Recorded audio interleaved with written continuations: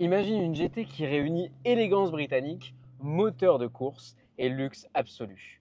Tout ce que Bond pourrait croire et vouloir pour ses missions.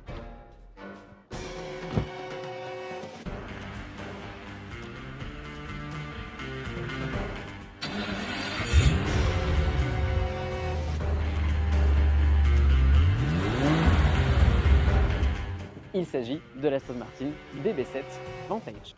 Un grand tourisme 2+2, très appréciable, très habitable, comme vous pouvez le constater, aux lignes sculptées par Ian Callum. Elle reprend la silhouette raffinée des Aston Martin, mais quelque chose a changé. Un monstre se cache sous le capot. Imaginez plutôt plus de 300 km/h en vitesse de pointe, un 0 à 100 abattu en moins de 5 secondes, une voiture qui aurait pu faire James Bond. Ne l'a-t-elle pas déjà faite? Ce monstre, c'est un V12 de 5,9 litres de cylindrée, 420 chevaux pour 540 Nm de couple, l'une des dernières, si ce n'est la dernière, Aston Martin, entièrement fabriquée à la main. Parfait pour conduire à la manière d'un agent secret. Oui, elle consomme, elle coûte cher à entretenir, et elle n'aura peut-être pas la fiabilité que d'autres pourraient avoir, mais elle possède un V12 que peu d'entre elles auront eu un jour, avec cette sonorité typique à la Aston Martin. Finalement, la voiture des agents à la conduite discrète, ou presque.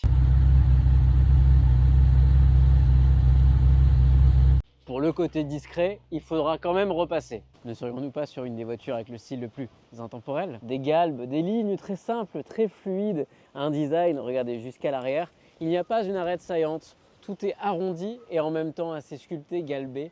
Bref, l'excellence britannique sur ce modèle. En un seul véhicule, tout est réussi. Et ça ne serait pas sans rappeler d'autres modèles d'ailleurs. À bord, ambiance club anglais, où le cuir se confond avec du carbone et surtout un intérieur tiré à couteau. Regardez-moi ceci, comment le cuir a bien vieilli pour un exemplaire de 2002. Bref, il n'y a pas à dire. L'ambiance à l'intérieur inspire plutôt au cocooning qu'à la sportivité.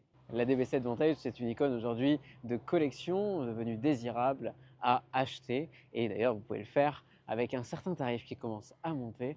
Une rencontre rare entre sportivité et luxe. Bref, c'est une auto désirable qui a fait les belles heures d'Aston Martin.